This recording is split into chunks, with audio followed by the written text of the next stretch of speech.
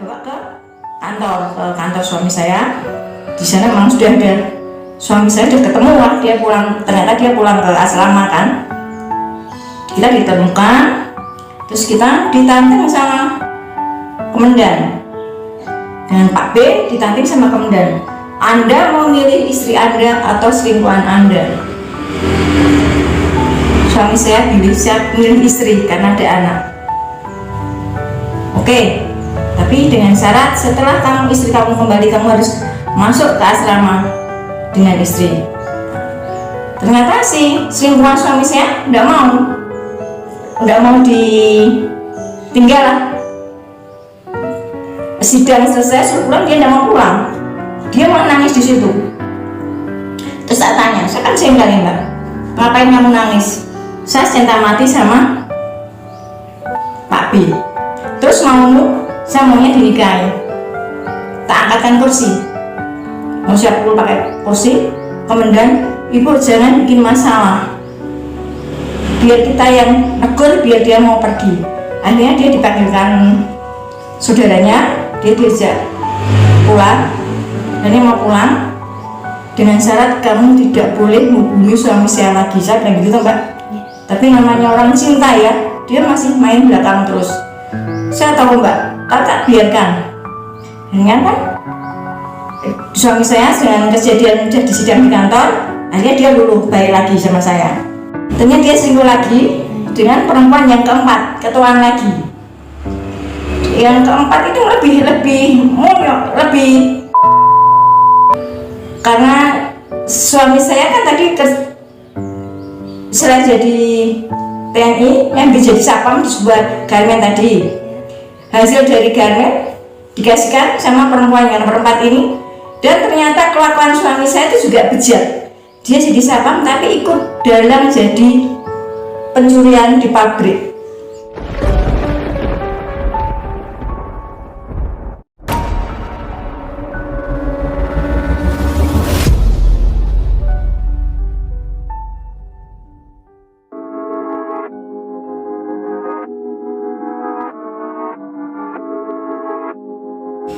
Hai guys, kembali lagi di channel YouTube ini. Sebelumnya jangan lupa subscribe, like, dan komen ya.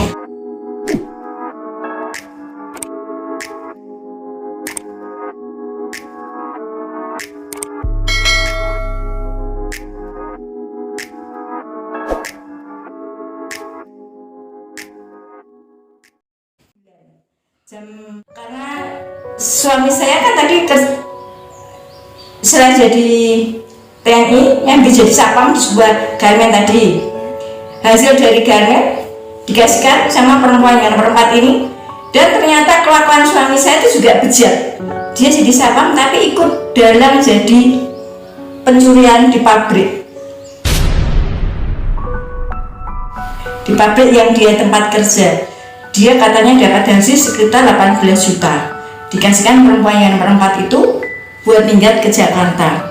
Nah, ketahuan itu saya tahu semua, saya sudah pasrah lah, sudah cukup sampai sini hubungan rumah tangga kita. Silakan Anda angkat kaki dari rumah saya. Saya bilang itu, dia pergi Mbak, dia pergi malam, paginya saya itu cuma satu Mbak, kalau saya sampai hidup sendiri tanpa suami, bisakah saya memberikan baju untuk anak-anak saya? Saya pengen gitu Mbak. Yang tak saya lakukan bukan untuk sekolah, untuk makan, cuman bisa kasih memberikan baju untuk anak-anak saya. Tapi memang Tuhan itu maha adil, Tuhan itu maha segalanya ya Mbak. Dengan dia pergi, akhirnya saya jadi single parent Mbak, dengan 2 anak, 1 TK kecil, 1 SD. Saya jalani dengan gimana ya? Ya dengan senang hati ya, dengan susah ya Mbak. Kepala saya dari kaki jadi kepala. Apapun saya kerjakan asal halal untuk membiayai anak saya. Akhirnya saya menyekolah anak-anak dari SD, TK, SMP, bahkan jadi sarjana. Saya sayang sendiri Mbak. Ya pun dengan gali lubang tutup lubang ya untuk membiayai sekolah anak ya Mbak. Selama anak saya sekolah, saya tidak pernah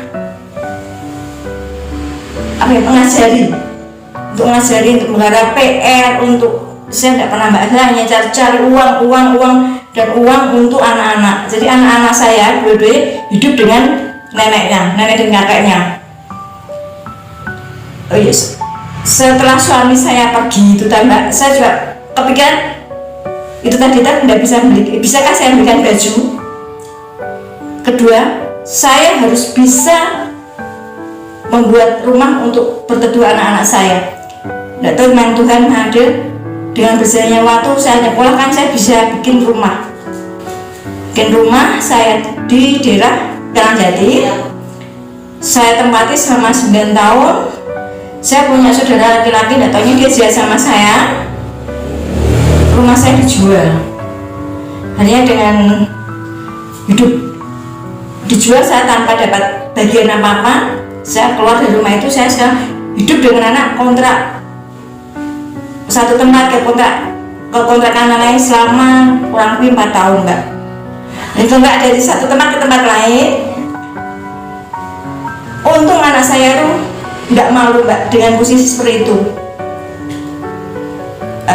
Yang menjadi saya, kebanggaan saya, biarpun saya tidak pernah untuk mempelajari anak-anak sekolah.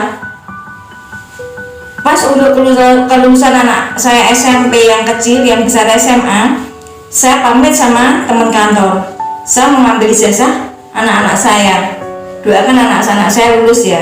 Terus teman saya jawabnya, kalau sampai anak-anak tidak lulus, itu bukan salah anak-anak, tapi salah kamu kan. Kamu sebagai orang tua tidak pernah ngajari anak. Saya madep. Iya, memang selama ini saya tidak pernah ngajari anak-anak ya mbak, karena saya sibuk cari uang. Nah, saya untuk pengambilan rapor pertama saya ke anak saya yang SMA yang pertama. Di situ saya deg-degan mbak, karena anak saya yang pertama memang agak pendul ya. Selama nunggu saya tuh hanya cemas. Nah, setelah mendapat hasil, saya tidak nyangka, saya bangga banget, ternyata anak saya kumlot. Yang biasanya nilainya merah, rata-rata 8 semua. Saya bangga banget mbak.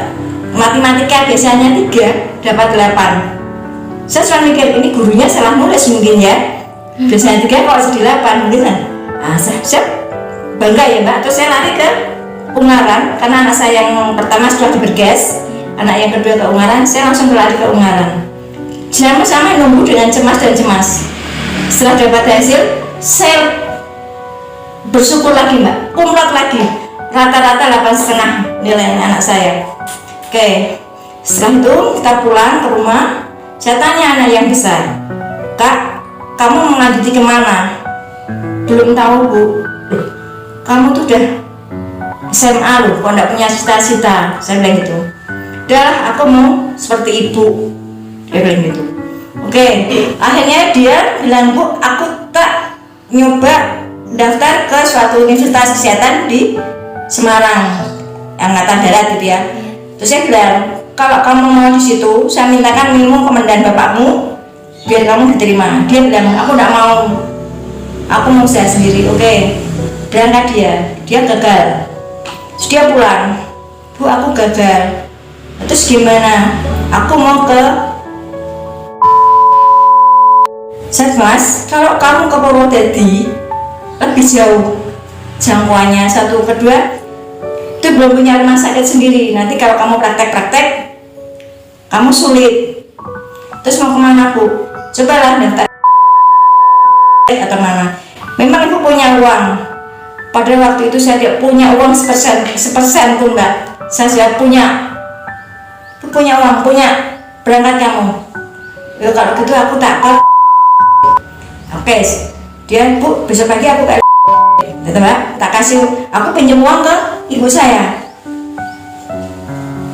Nek, pinjam uang 150 buat ongkos dia ke daftar ke rumah sakit Stikes swasta di Semarang lagi. Oke, dia nanti Stikes itu, terus dia telepon saya, bu, aku diterima. Aku ini harus cek lab, uangku tidak cukup. Terus aku tanya, kurangnya berapa mas? Yang tadi dari ibu 150 hanya untuk biaya radiologi dan laborat. Aku pulangnya gimana? Saya bingung, mau gimana? Oke lah mas, kamu nebeng teman sampai rumah. Yaudah aku nebeng ya bu, nanti diganti uang bensin teman saya. Oke. Terus dia setelah lab bagus, radiologi bagus, dia pulang dapat belangko dari rumah, dari stikes tadi mbak. Di situ isinya pendaftaran pertama 10 juta. Dia memang ibu punya uang 10 juta. Saya bilang punya, padahal saya tidak punya sama sekali. Saya bilang punya. Uang itu mana? Terus saya baca tulisannya kan bisa diaksur 3 kali. Oke mas, kita bayar yang sekali dulu aja 3,5 juta. Saya bilang gitu. Uang itu mana? Dia tanya uang kemana, uang kemana? Padahal ibunya tidak punya uang. Nanti sore ibu cari uang. Saya bilang gitu. Oke, ya bu, besok harus bayar. Terus gitu saya mau cari pinjaman tambah, akhirnya dapat 3,5 juta buat bayar besok. Udah ya, clear. Yang besar akhirnya dia kuliah di Sigas. Untuk yang kecil saya tanya, dek kamu mau lanjutin kemana? Aku mau di SMK yang terkenal di Salatiga. Apa tidak terlalu jauh dek, biaya mahal. Bu ini negeri, mungkin nanti ringan. Oke, kamu mendaftar kapan? Akhirnya besok bu. Oke, ibu antar daftar. Untung di sana negeri ya mbak, biaya tidak terlalu mahal. Akhirnya bisa diterima. Baru berjalan sekolah berapa bulan dia mau keluar. Bu, di sini aku tidak punya teman yang dari SMP. Aku kuper. Aku berteman dengan siapa loh? Kamu tuh gimana? Kemarin minta sendiri kok sekarang? Padahal kan udah ada biaya masuk. Kamu udah kasihan ibu. Akhirnya dia mau. Itu yang satu lulus terus kuliah, yang satu kuliah, yang satu SMP ya mbak, SMA ya. Yang kuliah sudah selesai 5 tahun, akhirnya ambil nes dengan biaya sekian juta mahal. Terus anak yang kedua lulus SMA, saya tanya, dek mau kemana? Mana ya bu? Aku bingung. Kok anak ibu semua udah punya prinsip, saya bilang gitu. Juga lah bu, aku besok ke daftar. Dek, apa enggak jauh, enggak mahal. Negeri bu, ayo dia daftar. Kamu mau ngambil apa? Entah nanti sampai sana aku mau ngambil jurusan apa yang kosong dan gampang. Padahal dia waktu SMA kan ambilnya PK mesin. Akhirnya dia di UNES ambil PGS olahraga. Akhirnya dia juga kuliah di situ. Anak yang satu kuliah di Sigas, satu di negeri tadi ya pak, satu swasta, satu negeri. Semua berjalan lancar mbak, biarpun dengan gaya lubang-lubang. Dan akhirnya dia lulus semua, kumlot lagi semua mbak. Bangganya saya ya mbak, sebagai single parent dengan gaji UMR saya bisa menyekolahkan anak-anak dua-duanya bisa S1 semua mbak. Dan alhamdulillahnya yang nomor 2 sekarang jadi PNS. Memang kalau kita mau bersyukur dan kita mau terima apa adanya, Tuhan pasti kasih jalan mbak. Dan setiap anak itu masih bawa rezeki sendiri, saya percaya itu. Setelah semua lulus, semua dapat kerjaan ya mbak, akhirnya anak saya yang pertama nikah dengan cewek jadi anak juga perawat, jadi sama-sama perawat. Sekarang sudah dikari anak 1, jadi saya punya cucu 1. Saya hidup saya lebih bahagia, lebih komplit sekarang mbak ya.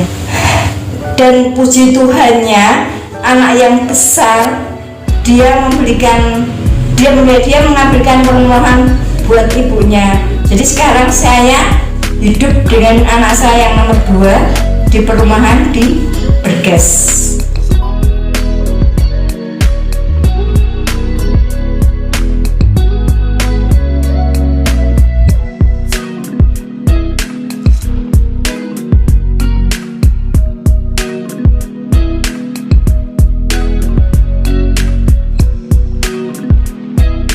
Ada pesan yang mau disampaikan untuk penonton? Untuk penonton, jangan takut jadi single parent. Anak itu bawa rezeki sendiri-sendiri. Kalau kita percaya, pasti ada jalan buat kita.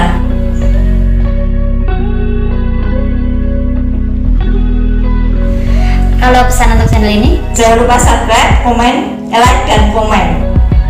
jangan lupa subscribe, like, dan komen ya.